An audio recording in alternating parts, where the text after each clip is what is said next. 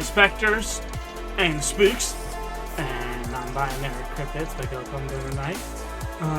Welcome once again to another episode of Daddy's Dungeon E.S.Pizza, where we play Monster of the Week and you watch. And it's fun, and it's mysteries, and it's intrigue, and it's cryptids, and it's cryptids. And it's cryptids. And then we have some cryptids. I, of course, am your Dungeon Master Goon. Well, no, I'm not a Dungeon Master. I'm a Keeper. That's what you call the guy that does the things when you play Monster of the Week. I'm a Keeper. I'm the Keeper Man. And I will be a guide of sorts in this again our little dalliance into destiny. And no time to dilly-dally, I guess. Let's check in on these meddling kids. The one who drew their name, let everyone else type there. Sorry, not your name, your age, while everyone else typed there. Yeah. Meddling kids. Do we have to figure out what our characters' birthdays are so we can age up, or is that not a problem? What's that? I said, if we keep skipping time, do we have to pick birthdays for our characters so we can see if they age up, or is this like child sitcom where everyone's the same age forever? Well, that would be appropriate only if we were doing an 80s themed campaign, but this is 2012 and people actually age in 2012 TV shows.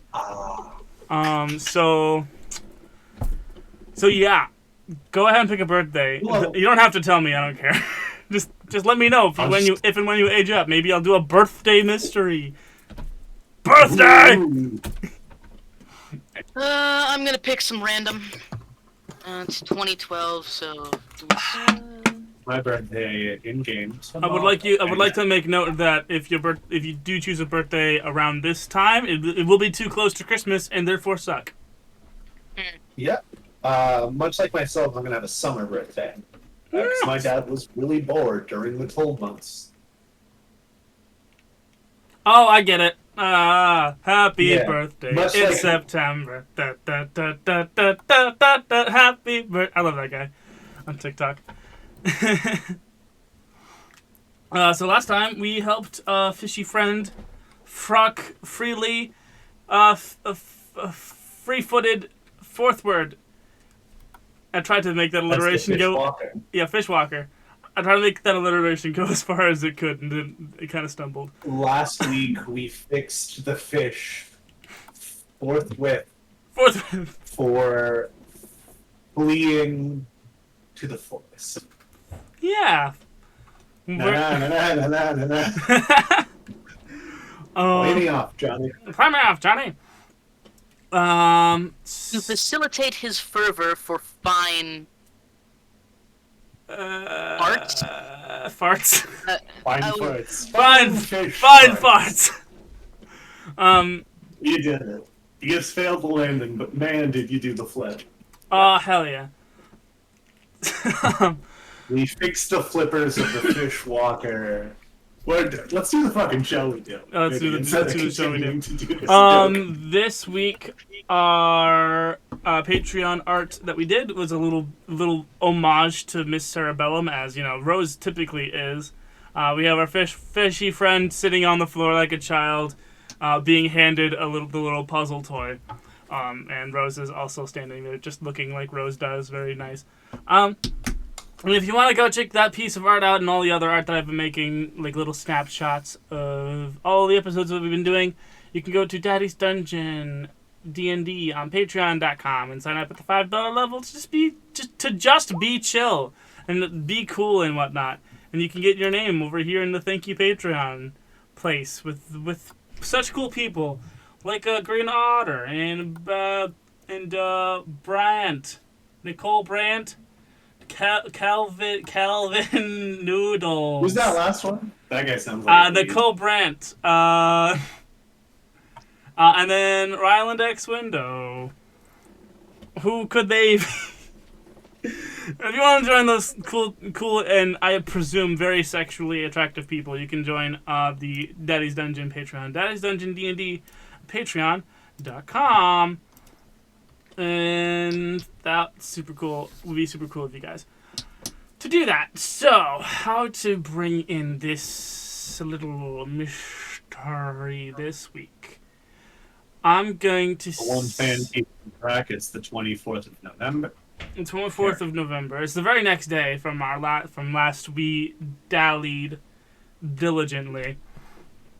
I'm going to say that, DJ, it's early in the morning, and you are, tossing a little bit at night, because reasons, insomnia, stuff happens.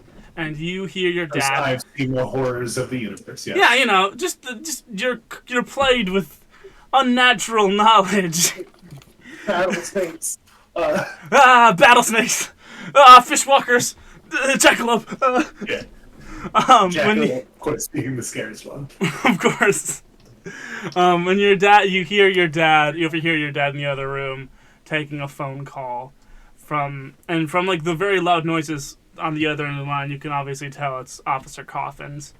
You can hear him coughing on the other end of the line, and your dad goes, "Yeah, when you cough, could you not do it into the phone, please? Thank you." Yeah, snow globe. What? It's not. You're not making any sense. Okay, let me just fucking Jesus Christ. You know what? I'll be down there. Where? Huh? I said, "Is Goody Faith on my nightstand?" Yeah. Okay, you said snow globe, and I got scared. Yeah. Yeah, I mean, where did you say it was? Fucking the strip mall. 3 Needles? Okay. Yeah. Okay, yeah. Fuck. Man, you're gonna have to... Okay, yeah. No, do not call the SSS or the WWW. Okay? You don't want that business, all right? Okay, I'll be there in a second. Remember, matters like this, you want your local guys, and that's me, and that's it. Okay, you don't call on the government agencies for stuff like this. This is a small town. We keep it local. Okay? And then he hangs up the phone. And I walk out into the living room. Sorry. That was an unrelated cough. Tell me, Dr. Coffin. You tell me Officer Coffins knows about the ghost world, Dad? He knows... why are you up? Jeez. Well, because you talk so fucking loud, first of all. Watch your tongue, right? Okay. Watch your tongue. I'm sorry. Okay. You're right. I've been... It's so fucking early. We're both tired. I feel like last time we had to struggle to get past Officer Coffins, and if I let him know. And what's going on? What's he calling about? He knows about as much as I let him know. He knows that when weird shit happens, he calls me. Okay, that's what he knows. He knows about a government agency that deals in other stuff that he doesn't willingly want to know about. And I persuade him not. There's other government agencies that deal in this stuff? Later. Okay. We keep it local here. We keep it local. We keep it uncomplicated. We keep the government out of this. We protect our own people, okay? Why are you up? Okay. Because you were very loud, and it sounds like it's ghost busting stuff. I'll take care of it. Go back to bed. Jesus. Last time you said you don't take care of this anymore. You take bribes from vampires. This is fucking fine. You can come with me. Fuck. Do you know when the coffee shop opens? Probably for not a couple of hours, right? Jesus. What time is it now? It's I look over at the nearest clock. It's like 3:30 in the morning. I'm gonna guess they'll be closed for at least another 2 hours. Okay. He goes over. I haphazardly stumble into the kitchen. Yeah. He goes into the kitchen. He flips up. He turns the light on above the stove, and he starts making himself a thermos of coffee. I feel like Keurig was getting big around 2012. Do we have a Keurig? Probably not yet. Hold on. My Wait, yeah. Juniper's family has a Keurig. Was it? Oh, okay. Juniper's family has a Keurig. Is it? My family didn't get a Keurig until at least 2017. Do we want to establish that you come over and steal my Keurig at 3 in the morning whenever you want coffee? I don't think we have. I don't think DJ has the confidence to walk into your house and to let alone at 3 in the morning. And for something as trivial as coffee. We just make coffee. I don't know why I extended the scene so far. It takes an extra 20 minutes for your dad to get out the door and down to the garage and to turn the key and turn on the ghost busting van. But you guys make your way. You guys get in. Music Justice is in the back of the van. What the fuck, dude? It's my day off. What the fuck are you doing in my van? Ask if you needed the This other is my people, van. But why are you sleeping in it? Why are you sleeping in the van, kid? Why do you ask so many questions? Because it's my van. This is my van. My name is on the lease, and Justice goes to open the glove box, pulls out the lease. There's his name. I imagine it's written in Sharpie. That's also what I'm. Honestly, that's also what I'm imagining. Justice. I assume you're talking about Justice's van that he has from his background. I'm talking about the van that's in the garage behind the pizza parlor. Pizza van mechanically is in fact his van. Right. Okay. Unless we have multiple vans. If we have multiple vans, then none of this ever happened, and I'm sorry. Right. I think we're not ready to discuss the Farley van just yet. Got it. This is the pizza place owned van, and you take your bike to work, and then you take your bike to work, and you drive the van when you go ghost busting, but then you drive your bike back home to the Farley van. Okay, got it. Okay. My bad. Sorry. Strike that. Reverse it. He's not in this van. Okay. He's not in the van. What's going on? Should I call for backup? No one else is gonna be awake, so I mean, shoot them. What do you kids do? A tweet? I think.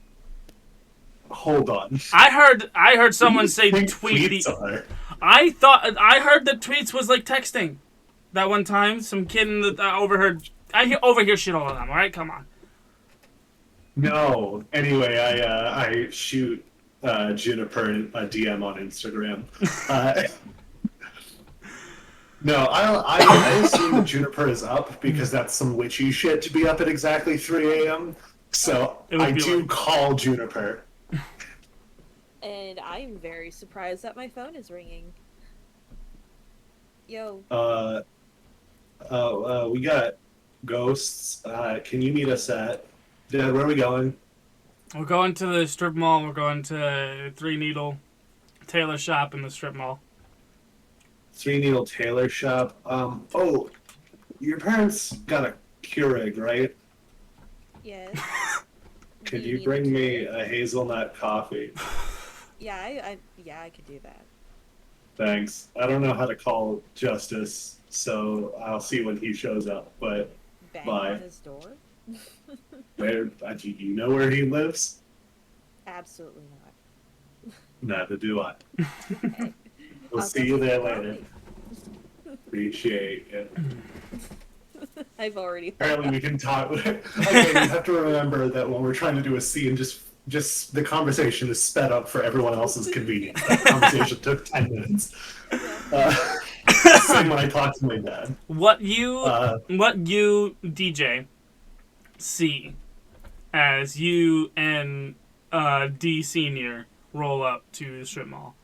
DC and D June. DZ, DS, and DJ.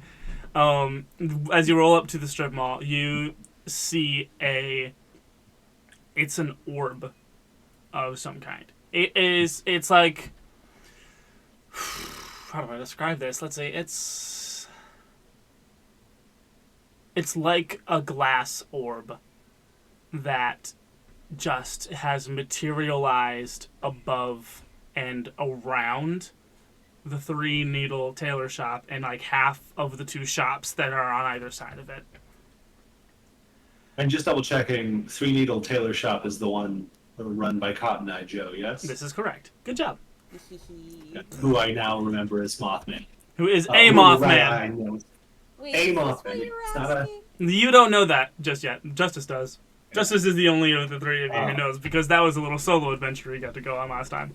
He told me there is a Mothman. There is a Mothman. No, he told me it was Cotton Eye Joe. He told me because I tweeted about it and no one knew. Everyone thought it was That's a correct. post. That's correct. Yeah. Yeah. So you know about I know, yeah.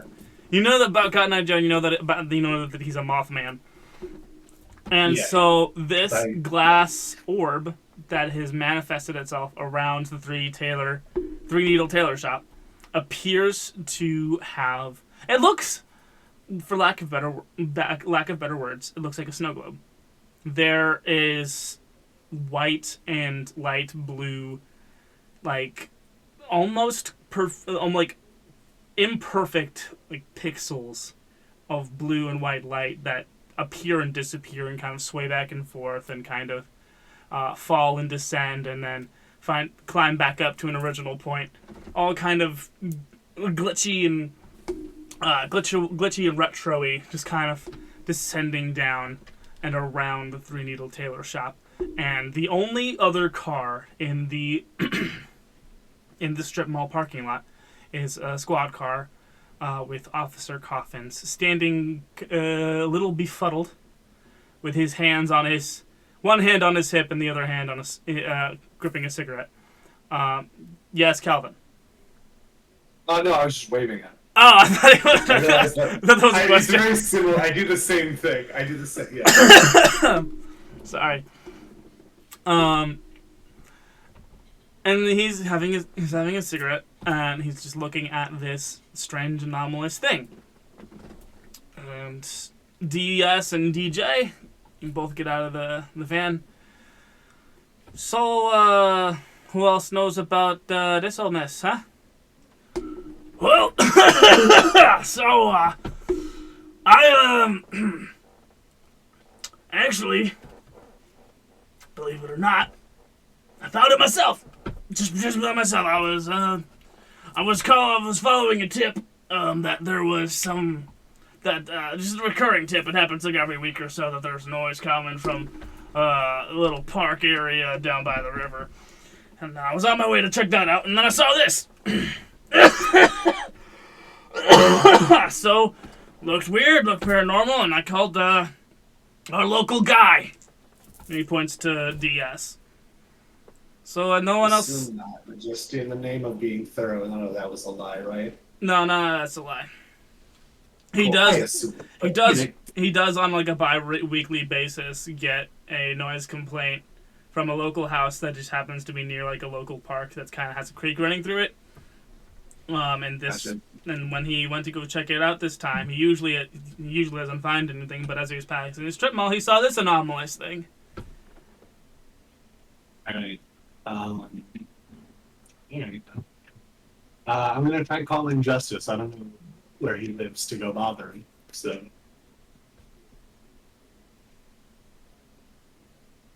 Bring. You mean to tell me that? You mean to tell me that? 3 in the morning. It's 3 in the morning, and Yeah. Justice is playing 2K 2012 right now. So he picks up the phone and goes, "What do you want? It's my day off." Ghosts? Alright, where? The mall. 3 points. Cotton Eye Joe. Nope. Snow? Blaze leaves the call. Blaze just kicks out of the Discord. Justice, you hang up the call, and not a second later, there is a tapping on your van door. Vandal. Justice pulls out his fucking gun and goes to open the door with the gun hidden behind the door but pointed towards whatever would be on the other side. Justice, what meets you on the other side of the door is a completely naked, scrawny individual. It has one thing that you recognize, but it's broken and in its hands. It has Cotton Eye Joe's glamour charm broken and ineffective in its hands, and a completely bewildered and confused expression upon its face. I'm sorry.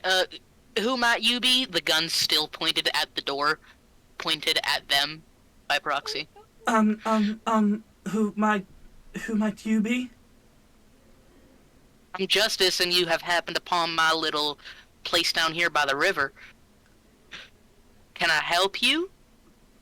Place down by the river. Justice? That's me, yes.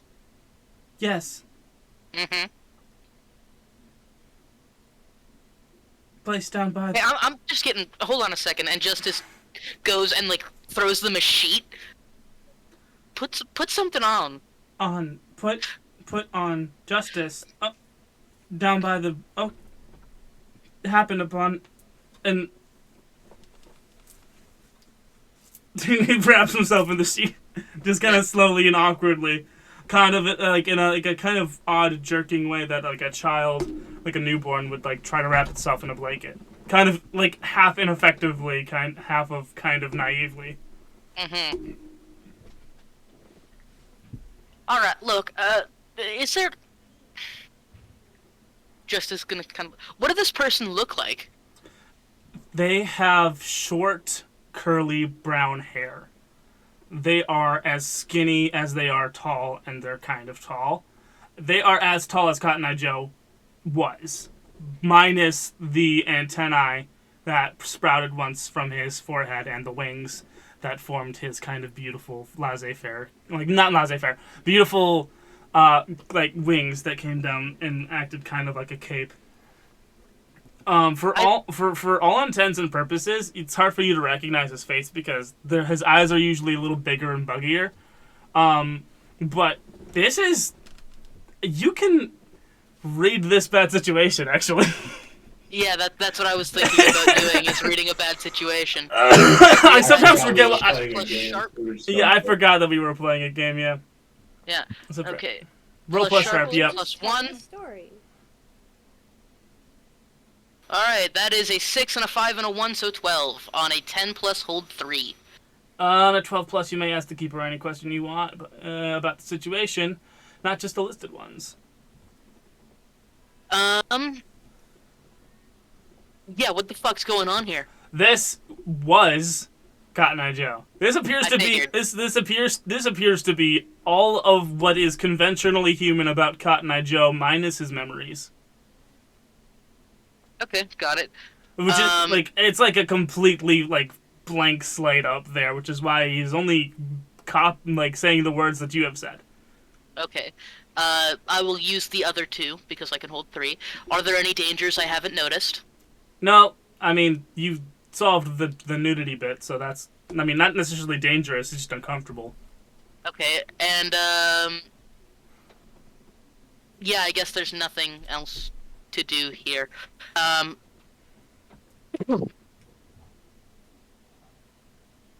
Joe. You're Joe, right? That's kind of what I'm getting out of this, is you're about the same height, and you're damn skinny, and the curly hair kind of looks a little bit like moth fuzz.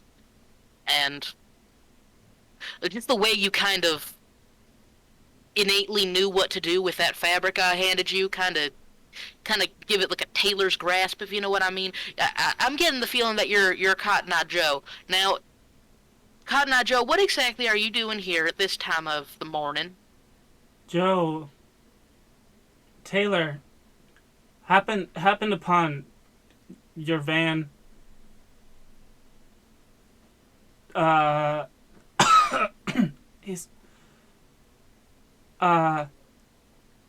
about all. That's about all he's able to say.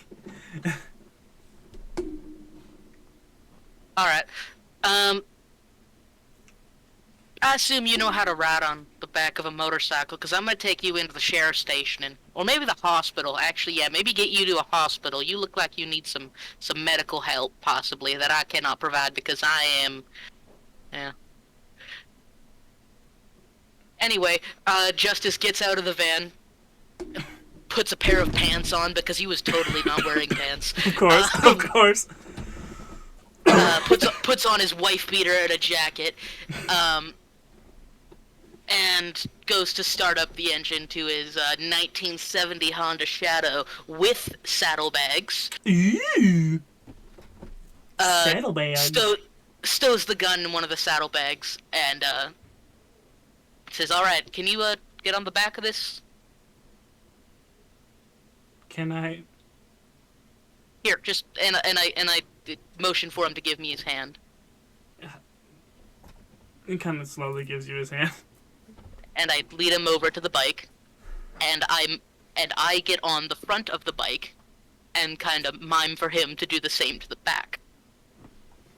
It's kind of it's very very strange and long, but he gets it. You know, humans can mimic pretty good. Okay. We do that. And then I say, "Hold on tight and lean with me. When I turn, lean with me. Got it?" Lean. You. Yes. Yeah, you got it. And Justice starts to going a little under the speed limit, not wanting to terrify this person, and driving him to the hospital. Gotcha. You know what?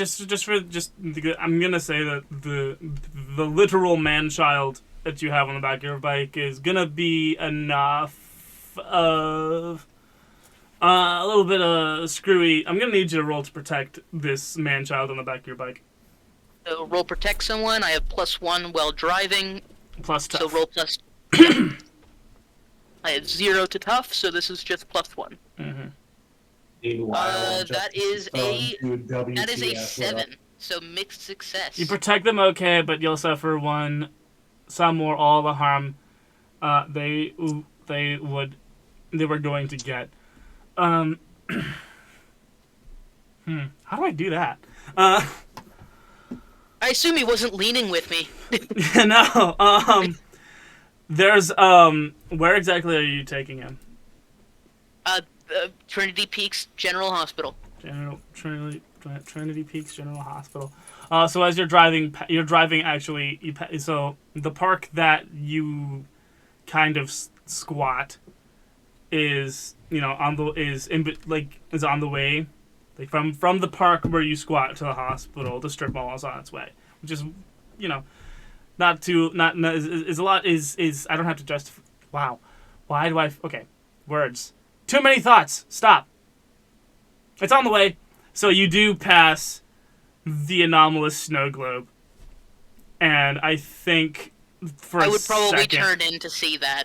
Yeah, and doing that, you hit a patch of black ice, and you kind of skid a little bit. Son of a bitch! And that's all the harm you're gonna take. That's no harm. It's just gonna be fucky. And so it's a little bit of a shock to both you and your passenger, but you handle yourself good. DJ, Justice is here, and there is a strange nude man in a sheet behind him on his bike. Not my date. You made it. Not by choice. Choice. Who is this friend? Cotton Eye Joe. I look him over for a long minute and go, huh. Distinctly not a Mothman. Buggy before. Yeah, from what I got... In that moment where DJ realized he should have realized sooner that he was the Mothman. Oh. From what I got from him, it seems to have the mental capacity of about a 2-year-old, only wants to mimic my words. And possibly yours. Yeah, see, he just did it. And his glamour charm was broken. Charm? Now, there's something kind of fucked up. Yeah, pretty much everybody who's a monster or quote-unquote monstrous race or species around here. Someone who looks like a monster. Yeah, someone who looks like... They usually carry glamour charms, which make them look like us. Okay. But he still looks like a person. Do we? Yeah, I don't exactly know what went wrong. I'm gonna take him to the hospital, though. That's the plan. Anyway, what the fuck's going on here? A theory. I tried to call you about it, but I guess it didn't matter then. Well, you were basically asking me to return to the scene of a crime that I committed. You committed a crime? Officer Coffins is I'd have in done earshot. absolutely nothing, officer. He gives you the "I got my eyes on you." Understandable. You didn't tell me anything about it. Also, DJ is still low-key mad at Justice for no fault of his own about being the son that Tom Sr. wishes he had. Hey, Justice doesn't even know about that, alright? It's just a weird hostility that DJ has against you right now. DS is now approaching you, Justice, and he's... what's this going on? Wow, where is his accent at? Hold on. He's Italian. He's Italian. What's this going on?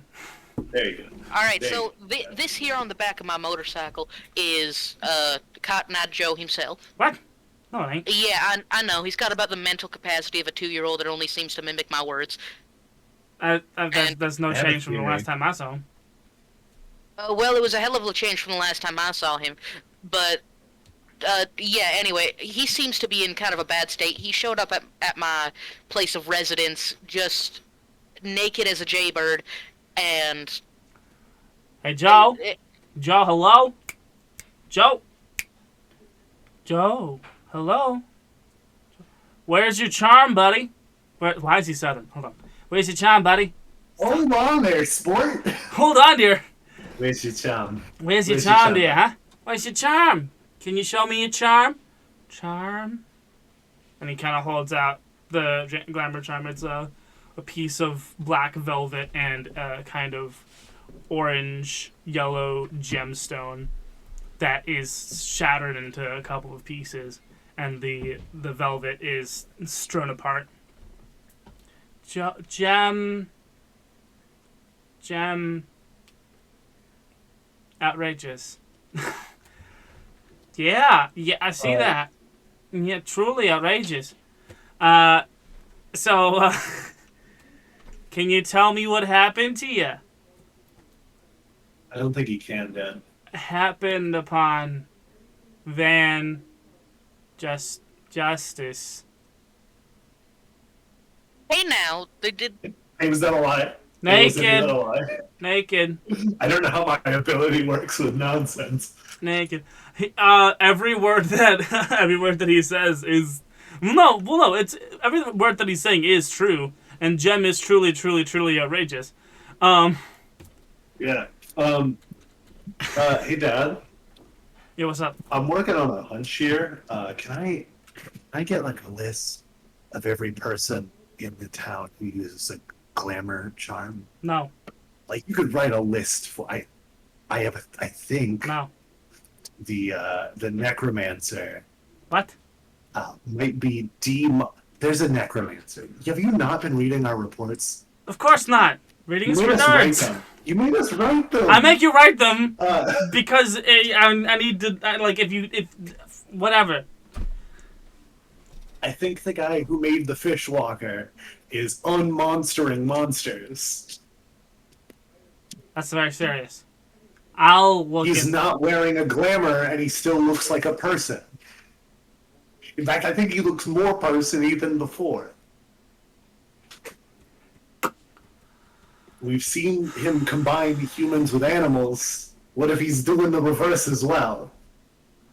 I'm getting Italian. I don't know why that's happening. I guess I can pick it up from my dad. Okay. All right. I gotta make a couple calls. I'm gonna go make a couple calls. Okay. I'm gonna warn. I'm gonna warn. I'm sorry. Okay. I'm gonna make a couple calls. I'll be back. I don't know. They might ask me to meet them in person. Sometimes vampires are like that. And then he goes. Yeah. He goes and he hops into the van, like into the back of the van, and you can hear him every so often, a couple of words into his phone. So, Justice, what do you think the hospital's gonna do? Honestly, That's not my problem. you're just trying to offload Cotton Eye Joe. I'd rather stay as far away from... Yes. Hold on, you know what? Justice gets off the bike real quick and just says, come with me over here away from, discerning ears. And he looks at the officer. Officer Coffins, What are you talking about? You kids aren't officers of the law.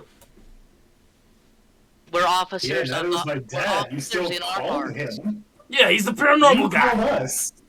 I know, I called your dad. Son, what do you think that makes me? The son of the guy. Yeah. I don't call the plumber's son to deal with my sink. I call a plumber. Anywho, come over here. I'll talk to you later, Officer Coffins. I walk away with justice. And he just like leads you like 10 feet away out of earshot of the officer and the Mothman. Look, so that mannequin that I procured for us and that fine pair of pants, I may have, how to put this, completely fucked over Cotton Eye Joe.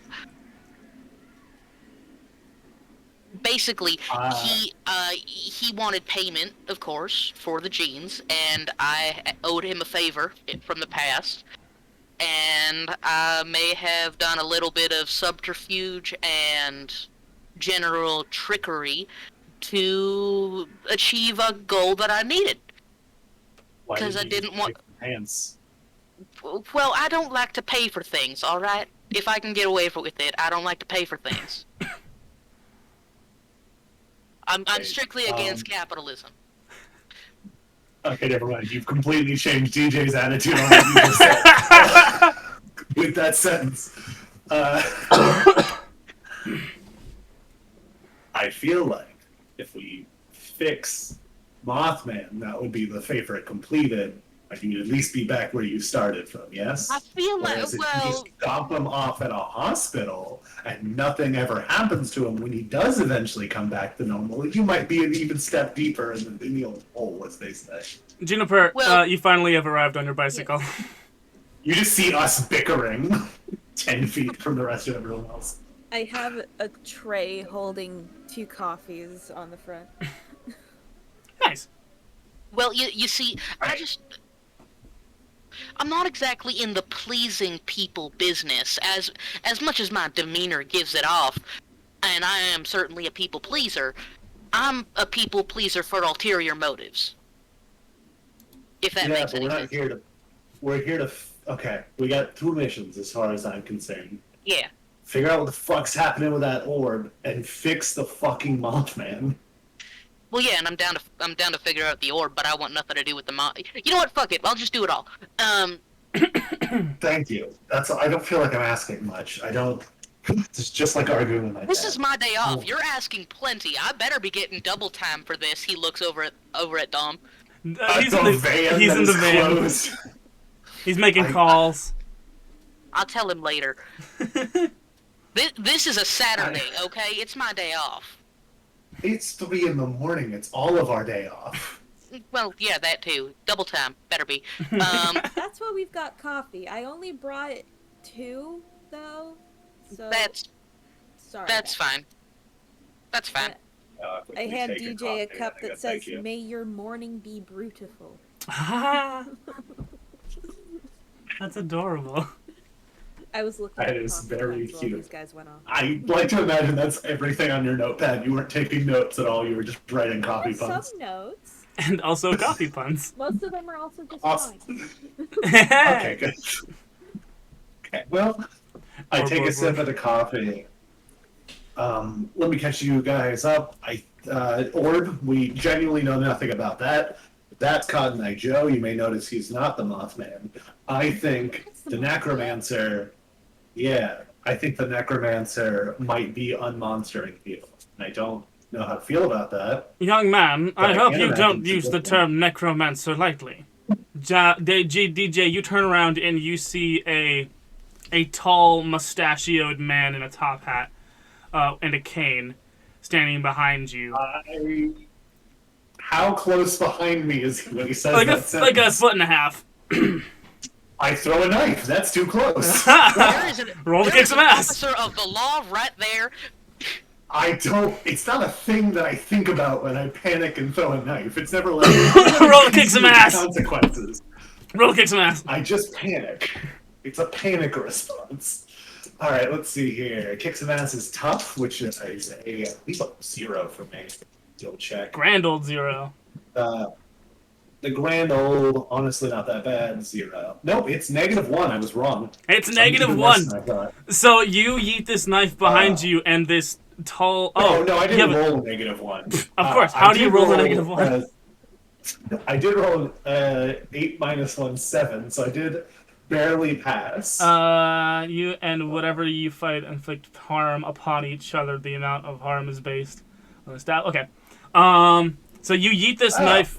You yeet this knife at the tall mustachioed man behind you in a top hat, and it soars the short distance cutting through the cold air, and he raises an eyebrow, and it kind of slowly stops in midair, and slowly starts to spin with the same momentum, just in front of him, and he, you can see like a small cut just form on his right above his eyebrow, and similarly, trend in 4 years, just too late. and a similar cut actually appears on your eyebrow as well. There, DJ, take 1 harm. Yeah, okay, I'll take it. I'm committed to this character, but even hurts me. Alright. I turn around. Justice. Not Justice.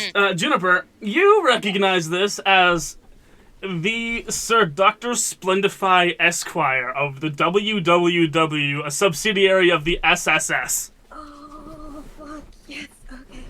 And who might you be? My name is Dr. Jeffrey Splendify Esquire. Yeah? I am an agent of the SSS. But more accurately, I am a founding member of the WWW and a subsidiary of the SSS.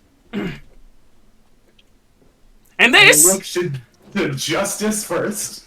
Does this mean something to you? Nope, no clue. I look at Juniper second. Does this mean something to you? Yes. Juniper, it has been way too long. Oh. Yeah, I didn't know you knew Dom. Who? Oh, yes! Dominic Sr. of the E.S.Pizza. Yes. I've had my eye on him for quite a while. How long has it been, really? So you work for the World Wide Web, you said? No, not the World Wide Web. And he kind of bonks you on the head with his cane. The World Wide Wizard Watch! A subsidiary of the SSS, the Shelter Suppresses Safeguard Institute. Wait, now hold on. Because WWW is World Wide Web. No! It's World Wide Wizard Watch. WWW. No. World Wide Wizard Watch. World Wide is... I have to remember what the name is. He kind of he waves a hand, and then a literal zipper appears on one side of your lips and zips you shut. Worldwide is one word, and then he unzips your head and zips your mouth again. So it is in www. Anyway, I don't know why I'm arguing. I'm sorry. Don't argue with the wizard, son. I sit for my copy. How long has it been? The last time I saw you, you were what, 7 or 8? When did your magic start appearing? Yeah, 7. Oh, it's been so long. Do you recognize... you probably don't, actually. He's fairly new. Justice, you recognize a kind of... a mild built hoodie wearing gentleman who has kind of got patchy facial hair and acne. You know him as Norman from the Trinity Home for Boys. This is my warden associate, Agent Warren Norman Gonder. Sorry, new name, new person. We're We've been acquainted. Norman, how are you? I'm fine. Yeah, how's your mom? She doing all right? You know I don't know. Yeah, I know that was a sore spot. My bad. Stupid. Yeah, what you remember of Norman from the house is that he was always in a hoodie, his hoodie was always up, and he was always playing a brick of a Game Boy, usually Gen 1 Pokemon. Look, so I assume you guys are here about the whole thing going on up there? Yes, the orb. Yes. Yes, actually it was Norman here who alerted me to this interesting phenomenon. I'm gonna be completely honest. I'm not a thing. I don't know about magic much, so I'm actually gonna leave most of this talking to Juniper. But if you need to be sweet talked, now you let me know. I'm going to pull out Kitty Face from my bag. As we've established, I take her everywhere. Hey, do you know what this orb is? I step away from the group because there's clearly nothing for me. Just on the side. Yeah, hey, do you know what this orb is? I don't want to talk to those people anymore. You zipped my mouth shut because. Well, I can definitely sense some of the candle's energy. It's been tainted in a rather odd way. I don't recognize it, honestly. To be completely honest, my knowledge of magic is kind of exclusively to the candle. I had no idea about magic before I was ushered into safeguarding the light. So. Only Goody Sweet did then? Because she was... Well, she seems like she's gonna... She had magic. She was born with magic, so she would know a little more about using magic. But this, I don't know, this seems even a bit above her. I also left her at home. Yeah, you did. As I often do. Because she's a little... I say that too, Faith. Yeah. She's a little She's much. a bit much. She doesn't mean to be, but she just is. I don't... Yeah, but thanks. I don't want Officer... What's his coffins to see? So I'm gonna go ahead. Okay. Close the bag back up. I bet you have a shoulder bag. I don't know if I've said that. Satchel, yeah. Yeah. You actually see... I walk back. You actually see Dr. Splendify walk up to Officer Coffins and says, "Ah, yes!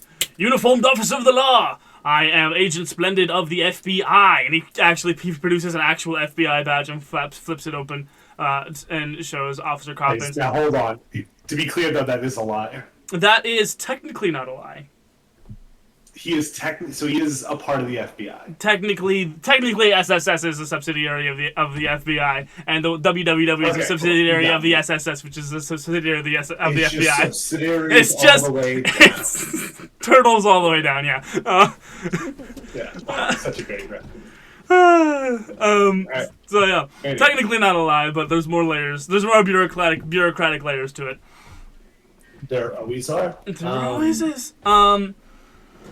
Officer Coffin sees it as like, fucking Brit, and he walks away.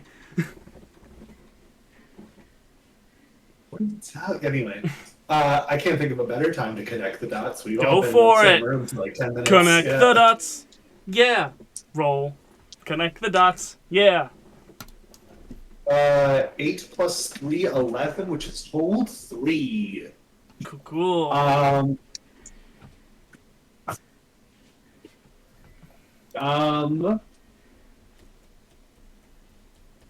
Is this person connected to the current events more than they're saying? Basically, I'm asking if Dr. Splendify is more associated with the causation of this orb than he is leading on. I'll give you that he is more connected to the causation of this orb than he knows himself. Gotcha, I'll take it.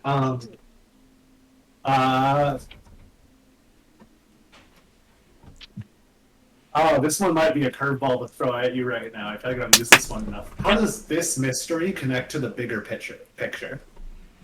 This mystery looks like another... It smells of the same experiments that you have been tracking down by this mysterious quote-unquote necromancer. Clearly what you can deduce is that this was a reversal of the other two experiments that you saw.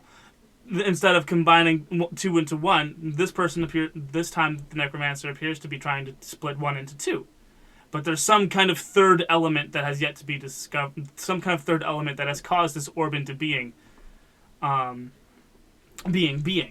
that maybe the necromancer doesn't know how to deal with. All right. And my third and powerful always question: when and where will the next critical event occur? The next critical event will occur within the orb.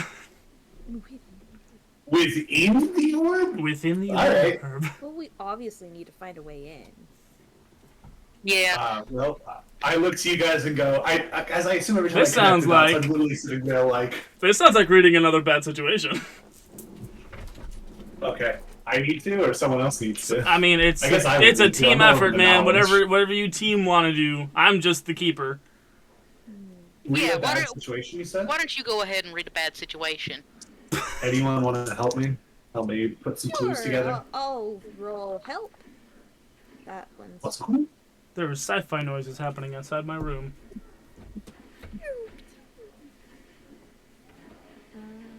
Right. I never brought up my stats sheet. These plus cool. I don't remember what my cool is. It's 0, so that's a 7. On a 7, I get a +1, but you expose yourself to any trouble or danger on it. Yes. Fun. Alright. Dun, dun, I had to ask my DM more questions, because that is a 9 + 3, 12. Ooh! Which means I can ask any questions. Any questions! Yay! Just a big brain hour over here. Oh, yeah. Yeah, I'm literally just very focusing in. To write down. How do I get this orb? I guess is. Oh, how to get into the orb? What's the best Yeah, way if it's in? somewhat magic based. I mean, I'm just asking any question, but yes, I feel like if it's magical based, Juniper's help will help me understand the magic that's going on. Gotcha. So you and Juniper slowly approach what I'm going to continue to call, what I'm going to continue to insist on calling the snow globe. Because as I said, it's like an orb, and then there are some blue and white kind of glitchy, aesthetically, in an aesthetic sense, they're basically snowflakes, like in a snow globe, just about and glitching around.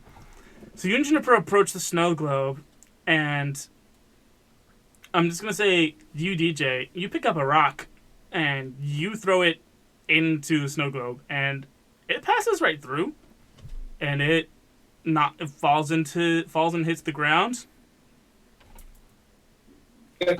I have 2 more questions. I'm going to use another one from the list. I have one that is not from the list because I gotta use that opportunity, but are there any dangers we haven't noticed?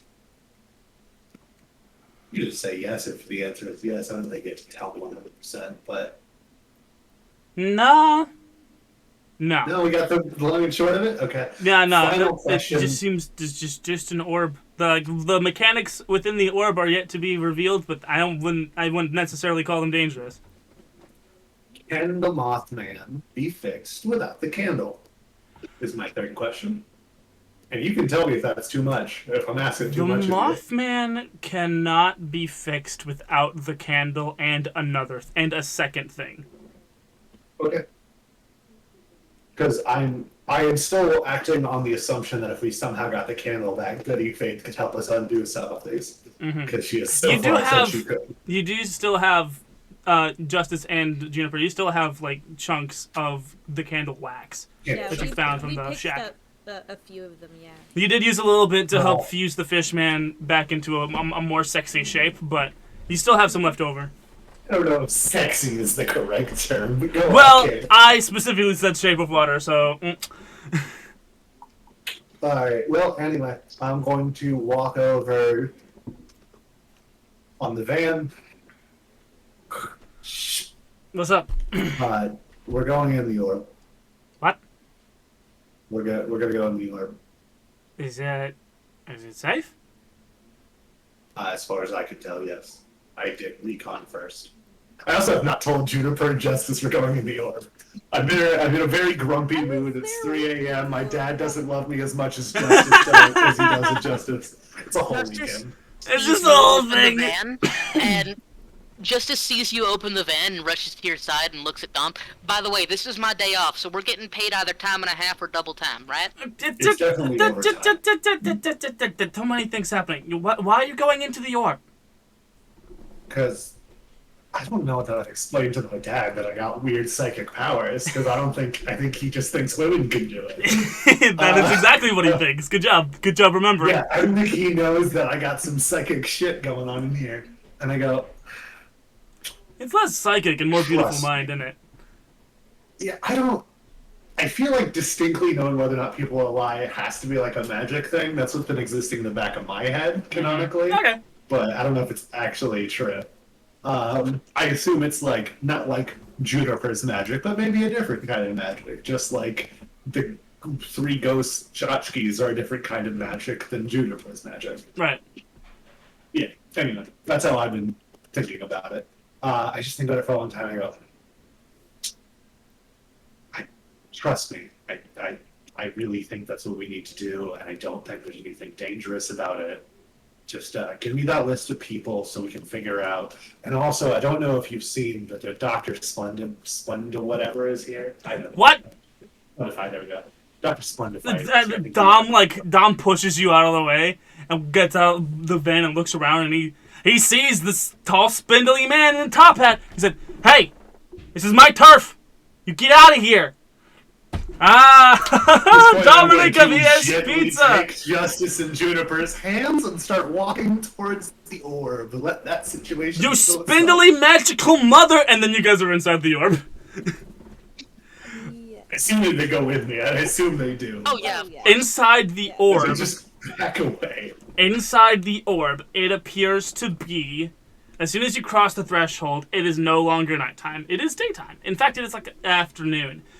Justice, it's a little surreal for you because while you're still outside of the shop within the orb, you distinctly hear your van. Well, not your van. The van that you drive a lot for the pizza truck. The pizza van driving off. You hear that distinct, that you recognize that the way that engine sounds because you drive it so much, but you distinctly hear that engine driving off as you guys enter the orb. And while you're still outside of the the tailor shop, but like within the orb, so there's like on the sidewalk. Justice is immediately just gonna turn to DJ and go, "Oh no, it's a Groundhog Day." What's the Groundhog Day? Groundhog Day is definitely out, right? Yeah, it's out. It was like 1980. Yeah, Groundhog. I mean, the original Groundhog Day was like 90s, but then like the newer one, I think, was still out. Mm. Okay, which makes me think Groundhog Day. Justice is gonna ask. Ooh, DJ's gonna ask which Groundhog Day. Let's see here. The premise of Groundhog Day is pretty damn simple. This is well, I just heard my van, and yes, it is my van. I just heard my van speed off into the distance, and that immediately makes me think that we are currently in a space of time which is the whole point of Groundhog Day. Is he's basically in a time loop. I don't know what you're doing. Oh, okay. He's explaining to the audience, obviously. I'm just assuming time. This is time shit. There's some timey-wimey bullshit going on in this orb. Well, I wouldn't say bullshit. Dr. Splendify is behind you once again. Jesus Christ, man! You gotta stop doing that! I just walked in after you. I didn't want to get yelled at by your dad. I also don't like getting yelled at by my dad. Fortunately, he doesn't pay enough attention for me to be a big problem. Mm. Oh, buddy. Yes, it's just as I feared. Temporal shenanigans is afoot in this bubble. Have you seen Groundhog? Do they have movies in the WWW? Have you seen Groundhog Day? It's from the 90s. 1993, by the way, I didn't know. Dr. Splendify, as you continue to ask the question, is just staring at you like... I'm just gonna keep expanding. It's like a movie about a time loop. He just looks... He's staring at you like, are you seriously asking me if I know about movies just because I know magic? I don't know where he's from. I don't know what the WWW... This man has told me nothing. Recently, British comedian Tim Minchin was hired to make a musical about it. It's not come out yet, but I heard it's going to be pretty good. I like the musical Groundhog Day. That's unrelated to this. Yes, I know about movies. I live in the same world as you. My world just contains and is frequently visited by magic. Mine too, apparently. I gotta ask, DJ, how aren't you getting that? Like, I've only been at this a couple months, and I've just kind of grown to accept that things are fucked. World's fucked, and if honestly somebody says something is the way it is, it probably is the way it is. You know what I mean? I don't. That's a good way for misinformation to be spread, but all right. I'm not exactly the smartest person. A lot of what. No comment. Honesty is important. A lot of what I've learned is from Chan boards. I've been in this for a week, I think. 3 weeks. I've been in this for 3 weeks, and I've been online for years. So it's hard to. Yeah, fair enough. I suppose you might as well question everything. That's actually the slogan for one of my Chan boards. And I'm not gonna question everything. Chan boards work. That's none of my business. DJ, you feel incredibly queasy. Oh. Hey, Juniper, did you put anything in that coffee? No. I put some sugar and creamer and stuff. Okay. Are you lactose intolerant? No. It's not. Okay. It's not like a. It's you feel queasy, but it's not exclusively localized in your gut. It's a weird kind of heart and brain queasy. Oh, looks like you're experiencing some time sickness. You can just time sickness. Yeah. You know, you've heard Tums? Like, what do you got? No. It's not like that. It's more like seasickness than it is like anything else. It's not like a stomach ache. Do we have time 7-Up? What do you want from me? Well, if it gets too bad, you can always step outside of the tunnel. Actually, my associate, Mr. Norman Gonder, he also experiences time sickness. Yeah, speaking of Norman, I'm gonna have to get his number from you later. We should catch up. You know Norman? Yeah, actually, he's from where I used to be housed before I turned 19 and was kicked out. Yeah. Oh. You know the Trinity home for boys. Oh yes, that's where we picked him up from. Yes. Yeah, he's also used to be a resident of there. I assume he's not anymore. No. We picked him up when he was 15, 16. Oh wow. Yes, he was a late bloomer by magical standards, but he didn't have anywhere else to go, and someone needed to ward him, and so here I am. Yeah, I always wondered why he just suddenly up and left, but I guess now I know. Mm-hmm. He was actually funny you should say that. He was finally old enough to take a personal assignment for magical studies, and he decided to come right back here to his hometown. He read a report. Wrote a report recently about a jackalope sighting, which was a boring read, but a read nonetheless. It was true, to be clear. Oh, we caught it. That was us. Oh, good job. Jackalopes are sneaky. Well, they were sneaky. They are a formerly extinct species, now extremely endangered. And with that, he pushes the door of the three needles tail shop open and steps inside. Yeah. You just sassed me. You never told me whether or not this was a Groundhog Day thing. You just sassed me about not knowing if you knew what that was.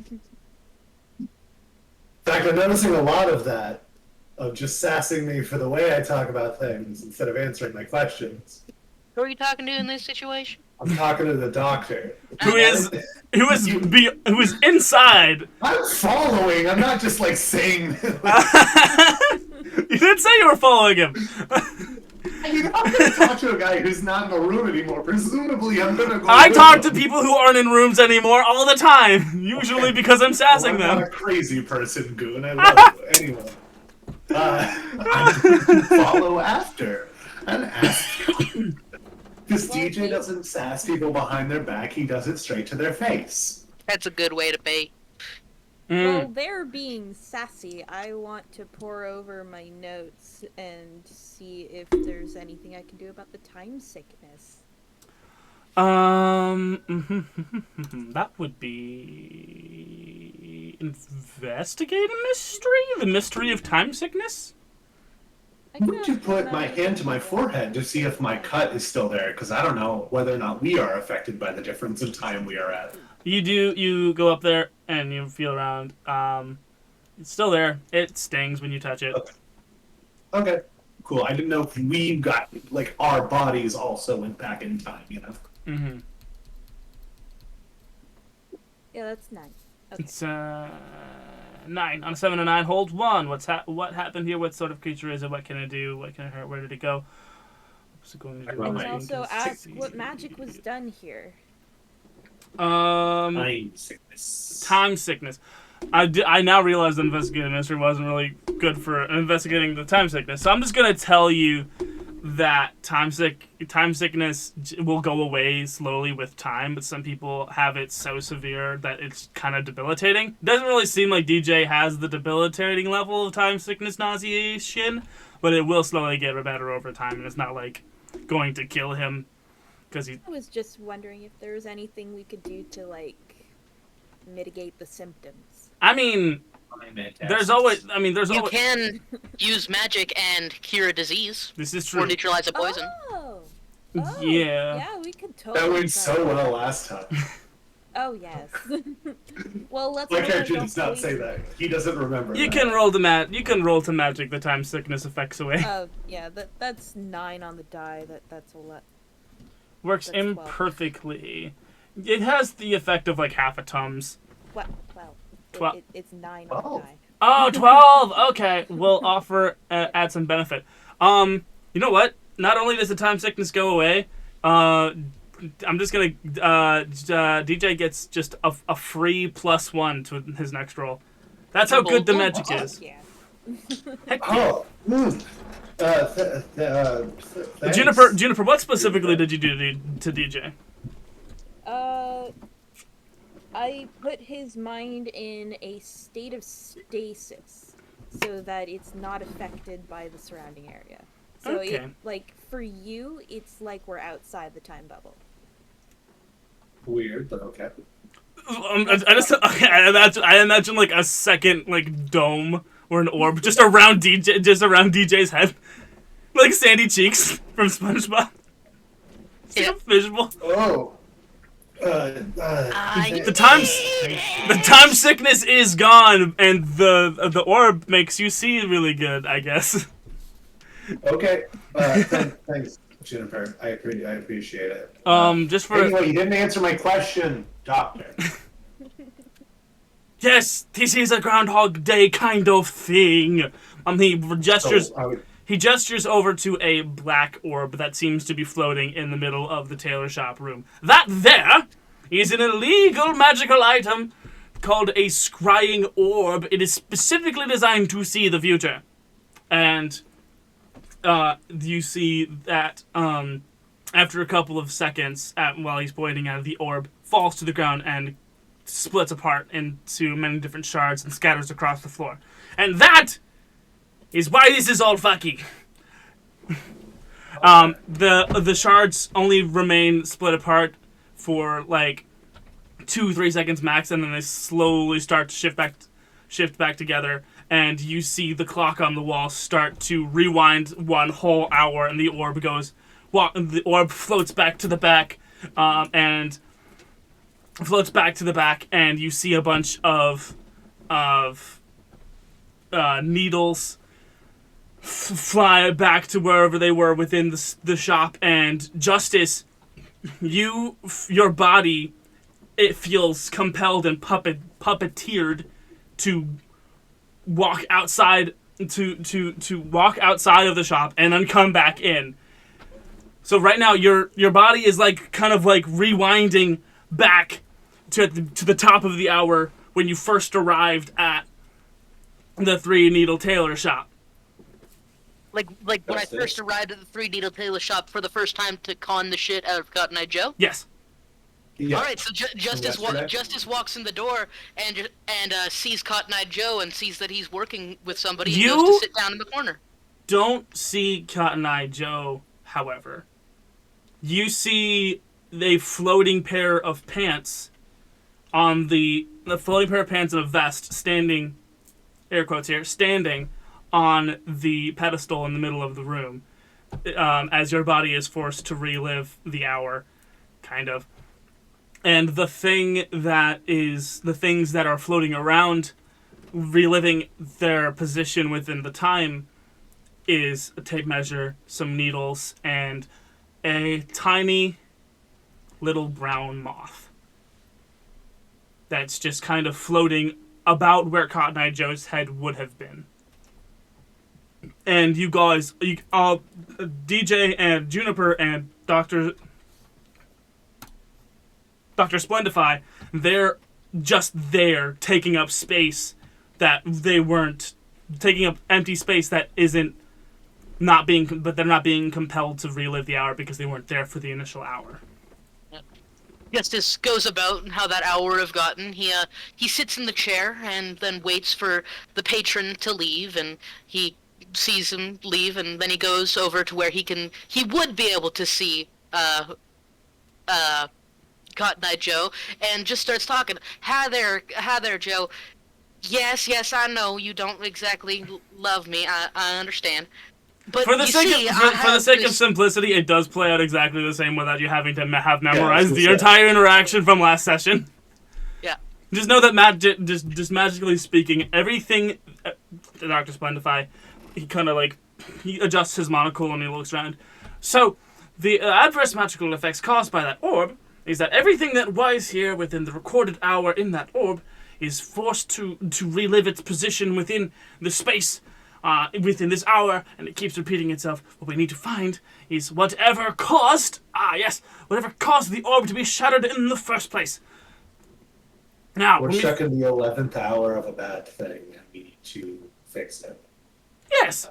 Now, did anyone see... Justice, can you react to us? Are you okay? Justice is aware of what's going on, and he is able to sneak in words in between his original words.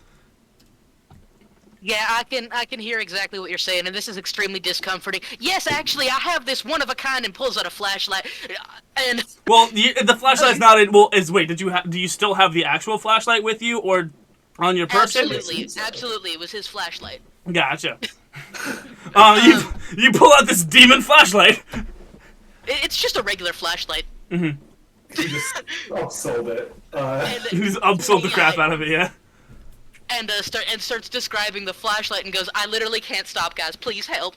And continues to describe. Justice, what did you do? Actually, if we keep quiet and just watch the show, I think we'll find out exactly what your friend has done.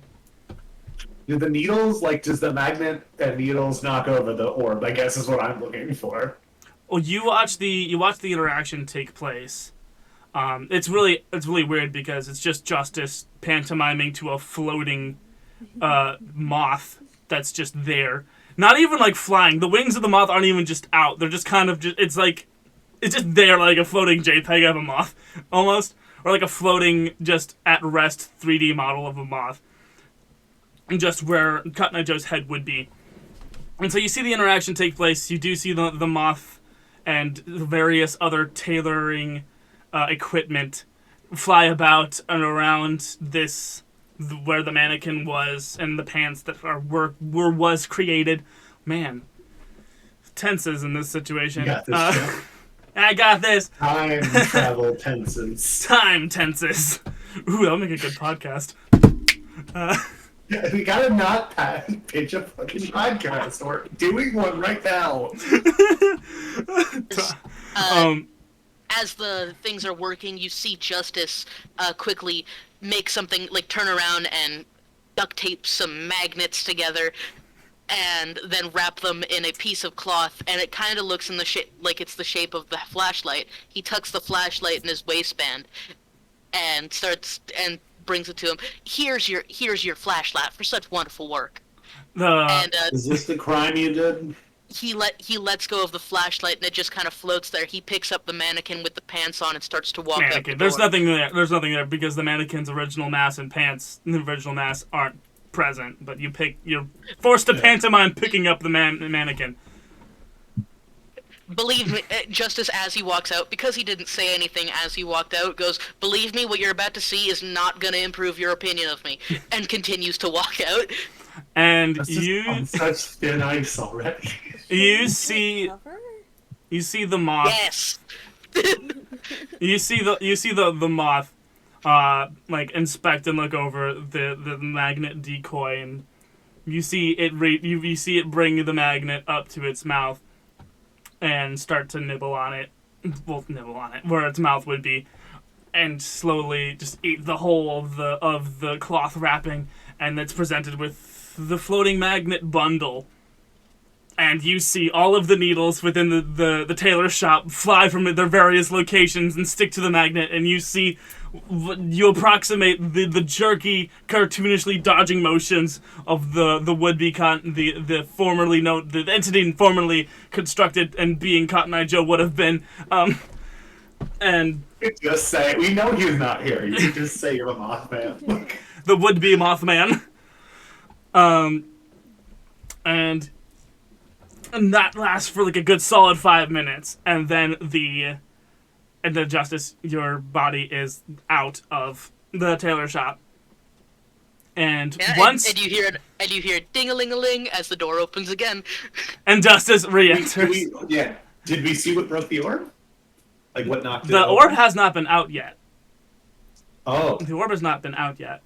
What you see is Justice, as you're re-entering the tailor shop, there is a puddle on the ground. There's a puddle on the sidewalk, still within the boundaries of the snow globe, and you see a footstep. You see a footstep step into the puddle and make steps into the tailor shop. Ding-a-ling-a-ling. Someone who is not present was present and is making these marks and entering the tailor shop right after you had left. And there is an invisible conversation now being played out between this wetfoot, and the would-be the formerly moth man. None of you can hear it because neither of the entities have mouths, but the moth does disappear into the back for a couple of minutes and returns with the orb. And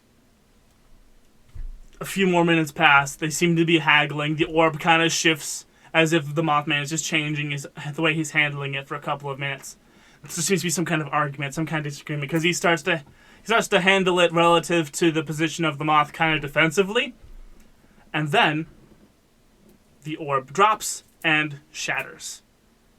And time resets. And the hour is back at the top. Justice, you're back at the top of your little act here. Will walks in the door. I can't think of a better time to investigate a mystery. Go ahead and investigate a mystery, baby. With all the data in front of us. Yeah. You want to help me, Juniper? Sure, yes. I'm just the sharper one, so it makes more sense for me to do the actual roll, but help helps. Ooh. Help is +5. Cool. Oh, so that's a 4. That's a fail. Mark experience. Mark experience. That means don't help me. Alright, cool, I'm on my own, but luckily I have a +3 to sharp, so. That's an 8 plus 3 is 11, so that's hold 2. Hold 2. What happened here? What sort of creature is it? What can it do? What can it hurt? Where did it go? What is it going to do? What is being concealed here? Where did it go? Wetfoot. The Wetfoot. Where did the Wetfoot go? Do I have any sort of intuition on where they would have gone after the break in? Because they're not here, so they got out of the loop at some They got out of the loop. Yeah. Yeah. The Wetfoot Wetfoot, yeah, I mean, you managed to catch... it's hard for me. How long would the Wetfoot continue making wet footprints in the ground is where I'm at right now. I'm going to say... Well, I assume while he was in the loop, he kept getting re-wetted. Yes. Yeah, so at the end, so Justice was able to move about after his part of the internal snow globe monologue ended. So the Wetfoot was probably able to slip out right after the orb, the scrying orb, shattered.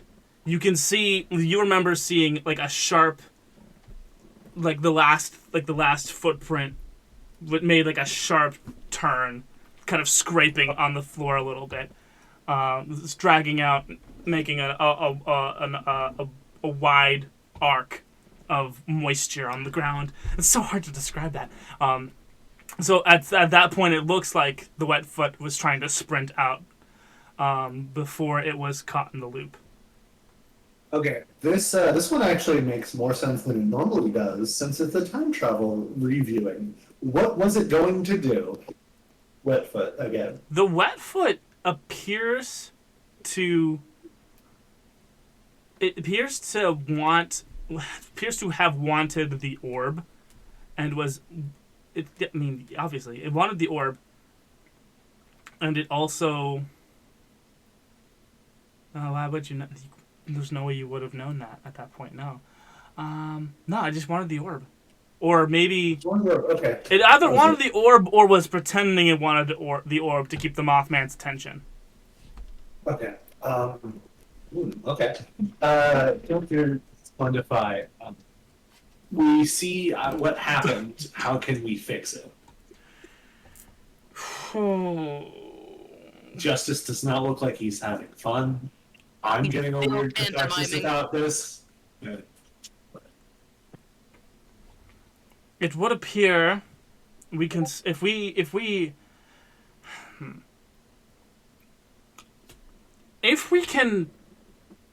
can reintroduce the person who was holding this illegal artifact into the scenario and interrupt it at just the right time using the right spell, we might be able to break the loop and keep the orb intact for containment purposes, and keep it locked up. So it is a black market magical item, just to be sure, just to be clear, no one here is leaving with it.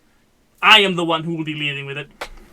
So if we could reintroduce the keeper of the orb into the scenario and block it with a well-timed spell, we can probably break the loop and walk away with the orb intact.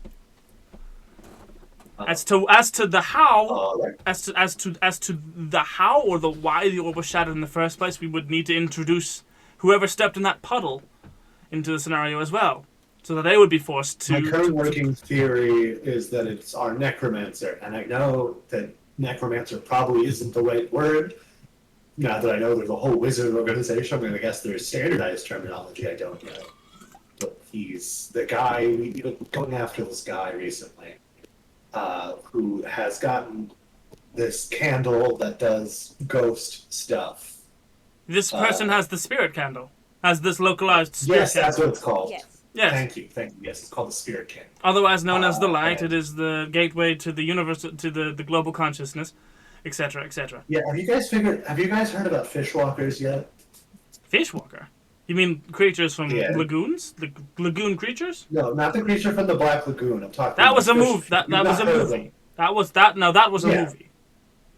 Are these things not based on real events? Did you not where do people get these ideas? There are mer people, and then there are lagoon people. At some point, they split off and search of fresh water instead of staying in the salt water. The jackalope, the fishwalker are both things that were created using the spirit candle, by combining the souls of two things.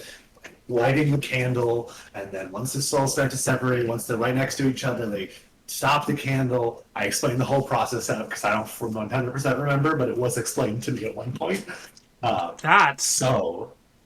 That is extremely dangerous, and I mean, I would have to check the statutes, but probably very illegal. That's what that's what we're working on.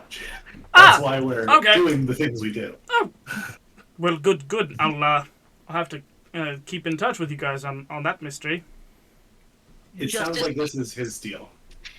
In a moment of freedom in his pantomime, pulls out his wallet and throws a card at Dr. Splendify? Dr. Splendify. It's Justice's personal business card.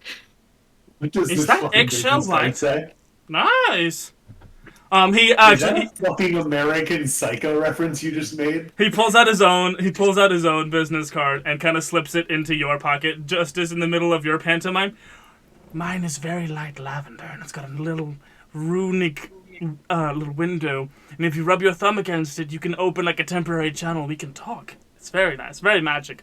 It's only for emergency stuff. So much cooler than your business card. It is in fact very.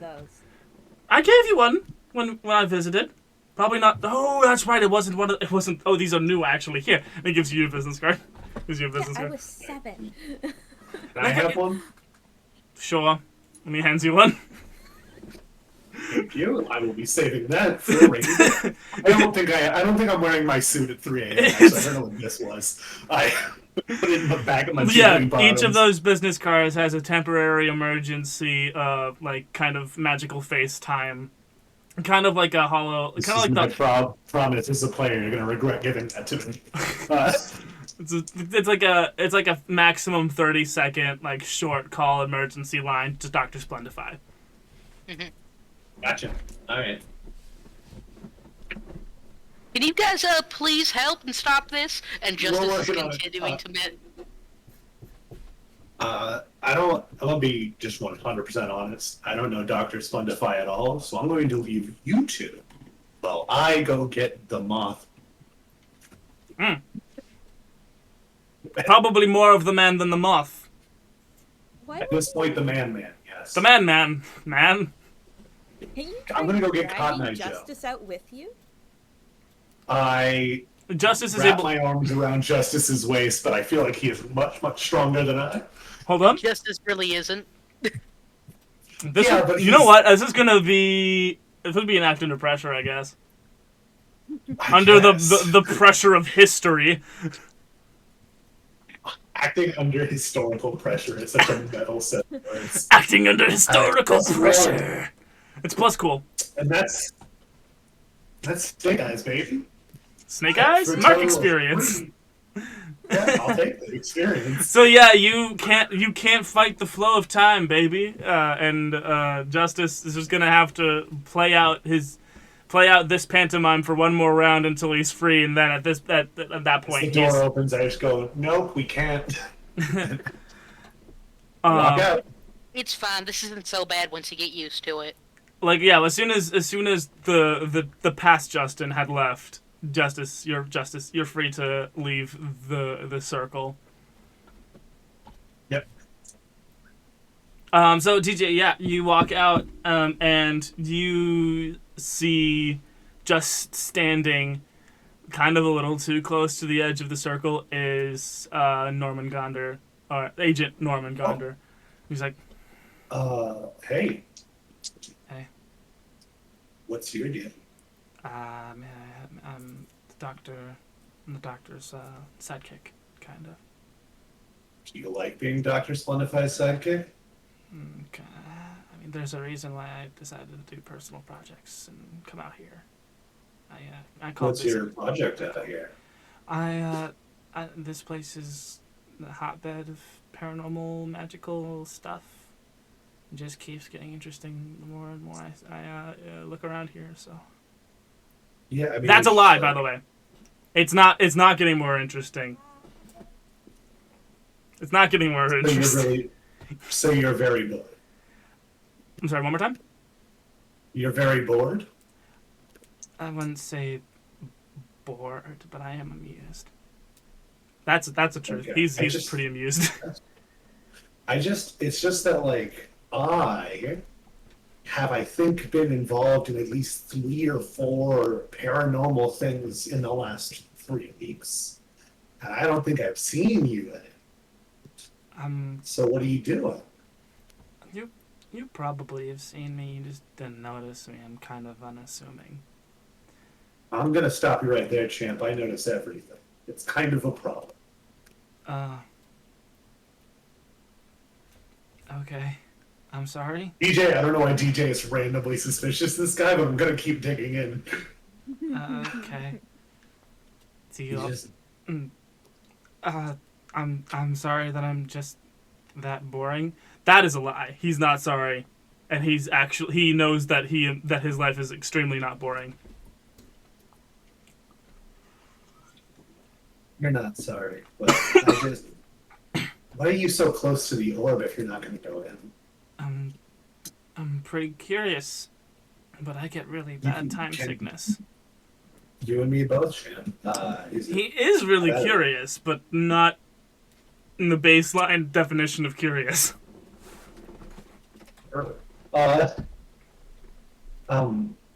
He's curious in another way, not like the immediate way people would define curious. See, this is how being able to tell the truth is not an all access pass to all the mystery when I am the keeper. I will give you. I will give. Someone's lying. I don't need to know how they're lying. Right.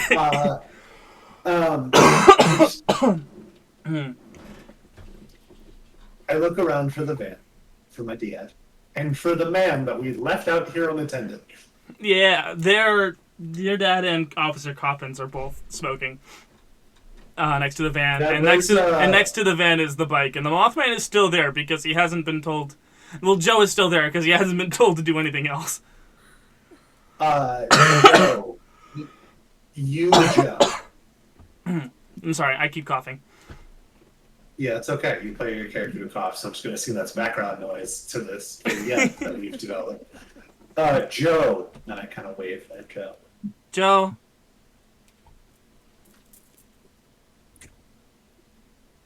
I offer out my hands. He offers his hand in the same exact way that you offered your hand. And not the opposite way that one typically would. Yeah. Yeah, I just kind of... I gently give him a little tug to see if he'll stand up and continue to go with me. Yeah, it's like leading a foal, but yeah. Mm-hmm. He a slender baby man is what he is. And I lead him to the orb, and hopefully time will put him in his place. Yeah. As you walk past, you see that Norman Gonder, he has taken a phone call, and his back is to you, and he's kind of talking in hushed tones. I pause to eavesdrop. You hear, yeah, but the project it's kind of weird. There's been some kind of glitch, and a lot of my save data has kind of been corrupted, and it's not. I might have to do another playthrough. You know what I mean? This game is, the game was fun at the beginning, but I don't think it's really all that fun anymore. Yeah, I know you're paying me to play test it, but like at the same time, fine. Yeah, no, fine. Yeah. Okay.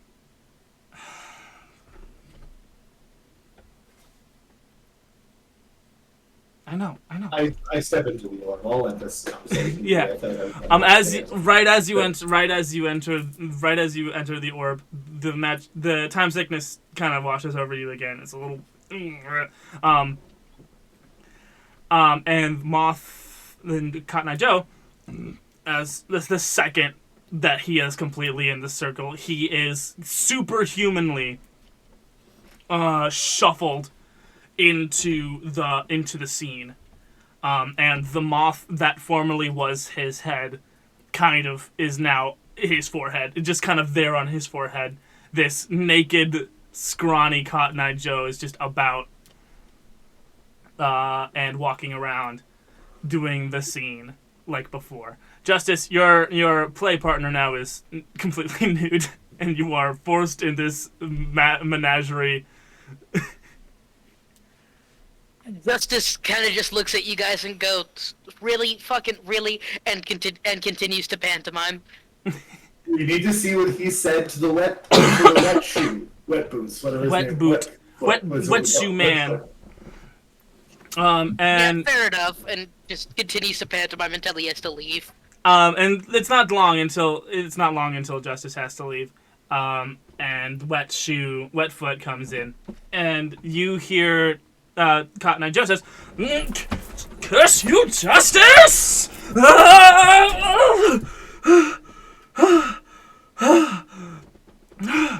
And the bug on his forehead kind of like ruffles his antennae and wings out of frustration. They appear to be whatever was the human parts of Cotton Eye Joe are being like pantomimed explicitly by the human body, and the moth anatomy is being represented by the moth that's on his forehead, and just kind of like shaking it off and putting the magnet down. It's, well, not completely unuseless, I suppose. I would have enjoyed the flashlight more, though. Oh, hello. How may I help you? Oh, but I'm sure I have no idea what you're talking about. Oh, I see. Rather, you would like to see, wouldn't you? Okay, I'll be right back. And Mothman and Cotton Eye Joe shuffles into the back and after a couple of minutes returns with, "Now, I'm sure I don't have to tell you how absolutely illegal an item like this is. It is an orb of scrying, after all. It's capable of seeing into the future. I myself have no need for it. My life is perfectly content to be simple and as it is. So, what price were you thinking for such a thing?"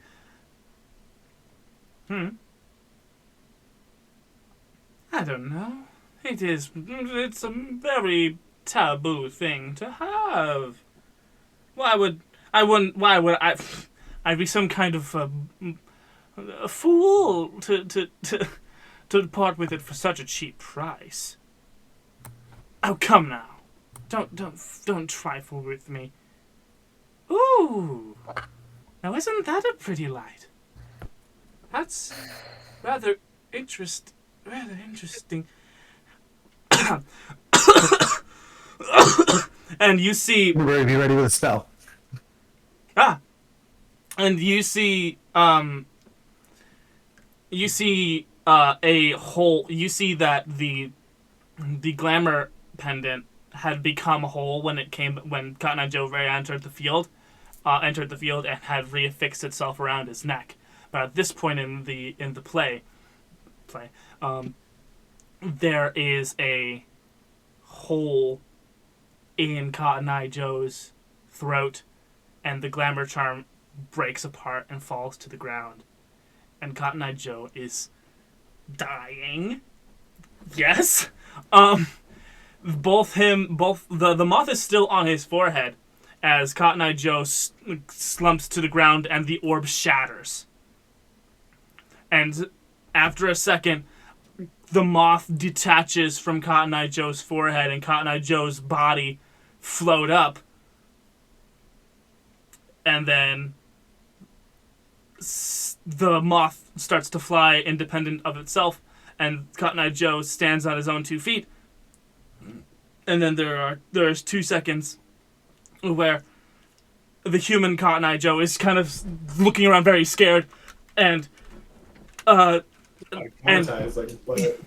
his eyes are going crazy, and he's experiencing freeze. there's fight, flight, and freeze. And he's experiencing freeze. Yeah. At that point, and then the orb resets, and the hour starts at the top again. Okay. So, I have an unrelated question, which is why didn't we get Mr. SB or Glamour Leave and loosen him into the woods? But you know what?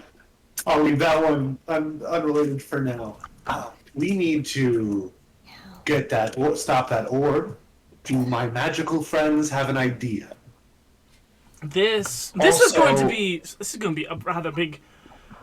This is going to take a while. It'll probably take precise timing. It'll take an hour to channel such a spell, and we'll have to execute it at just the right time. Probably in the moments like there's like a 2-second window probably before. When the spell would be able to grant us access to alter this memorized past, but it would take pretty precise timing, as it would take an hour to channel. I believe we have literally all the time in the world if we want to. That's that. Well, the time I don't know how this works. I don't know if time is still moving. Are you guys seriously gonna make me act out this entire scene for the next hour and a half with a naked man? And Justice says as he walks into the shop with a flashlight. I grab a pair of pants off the shelf. This is a tailor. And I go, Juniper, do you mind letting me force these pants onto this random man? Sure. Sounds like the opposite. The opposite of sexual assault. reverse assault. I hate this. Forceful unpantsing. I was just Forceful thinking of putting a wall of force Well, so that he couldn't, do the scene. I don't know. Oh, I feel like his main complaint was the naked thing. I don't think he minds doing the scene. He even said, it's fine once you get used to it. I mostly just want to... This is cathartic. Cathartic for DJ, but he's not going to say that out loud.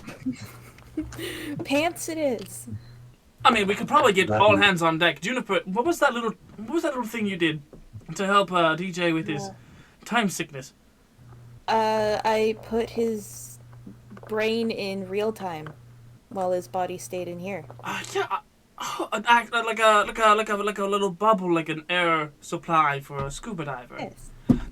That is genius, absolutely genius. When you graduate, we will have a talk about you joining a WWW. Dr. Splendify walks outside of the time bubble. Hear that, Juniper? You're going to Hogwarts. I think this is a fair bit better than Hogwarts. Hold on. How many Harry Potter movies are we in at this point? All of them. All of them? Okay. Yep. I know that. I think it came out a year before. We established that currently the number one movie is Breaking Dawn Part 2, and I think it came out before Breaking Dawn Part 2. Later than that.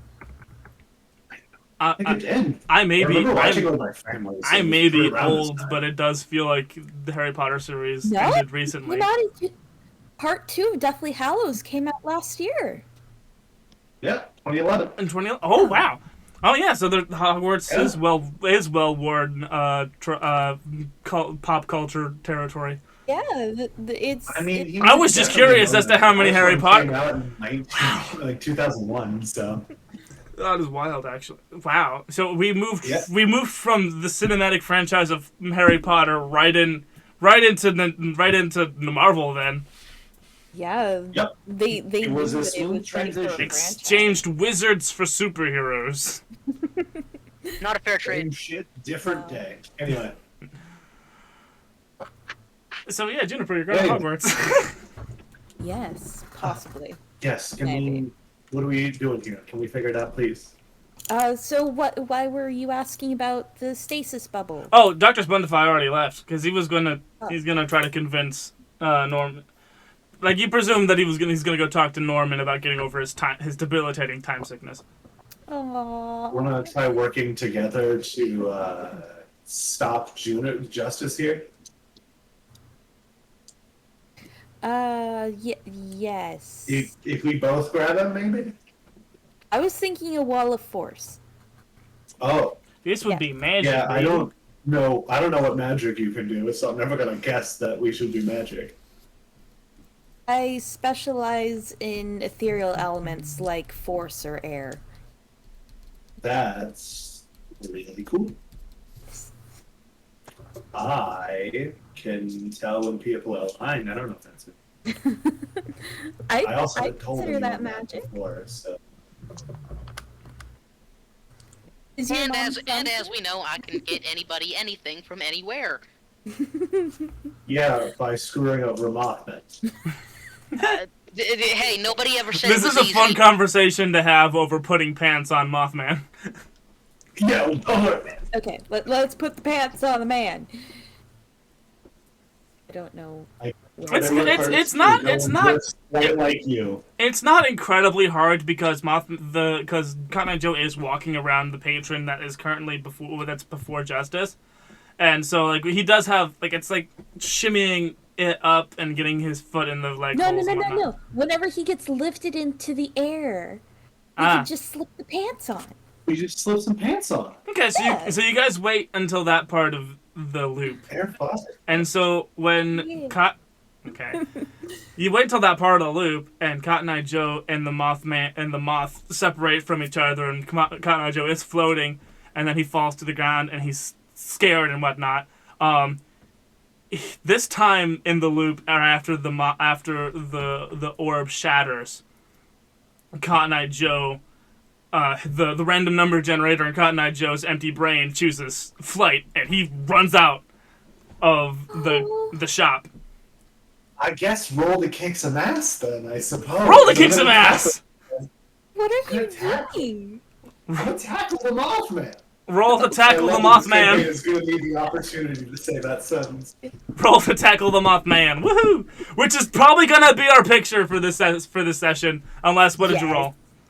It's plus tough. 8 minus 1, so I did get it. I got 7. So you can say what happens. I assume I get you inflict pain upon each other. So you manage to tackle the Mothman into the door. You guys both take 1 harm. Is this some sort of Looney Tunes rolling over each other thing? Yeah, so Mothman's face smacks into the door. Your head smacks into the human Cotton Eye Joe, who now has pants on, which is great. Unfortunately... that would make the scene much worse to draw. Right. I think what I'm going to do is I'm going to have the smushed face up against the glass for both of you. Which will be cute and fun. I'll just need a picture of DJ's pajamas for whatever you're wearing in this situation. Definitely not your suit. I assume it's pajamas.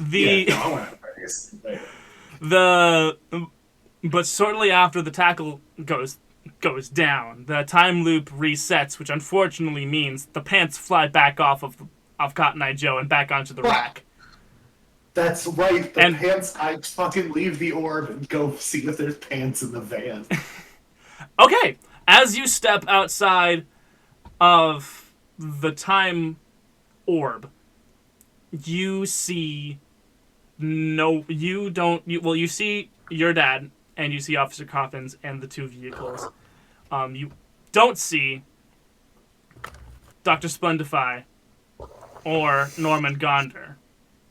What is left lying on the pavement right outside the orb is his fancy top hat, which is, I'm going to say, a nice green. A nice dark woodsy green. And that's how he dresses. He dresses like the Onceler. Yeah. Just because... Oh, God damn it. And that's where we're going to end today's session. Hey! It's time for... I hate that I'm going to ask this question. Never mind. I was going to say... It's time for end of session! But I don't want to admit I know that much information about the One-Slit. Did we conclude the current mystery? No. Nope. Did we save someone from certain death or worse? No. No. Kind of, but nah, I'm not going to give that to you. Did we learn something new or important about the world? Yes. www, SSS. SSS, the WWF, FBI, LGBT, etc. Illegal magic items. Black market magic items. Did we learn something new or important about the hunters? Justice is Guys, one learned hell of that a I con know artist. this guy. One at a time, guys. You guys learned that I know this guy. Please, yeah. Justice is one hell of a con artist.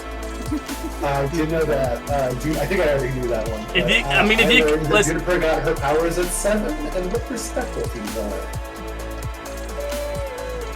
I'll give you that. I already have one. We already have one. You don't spell it. Okay, nah, yeah.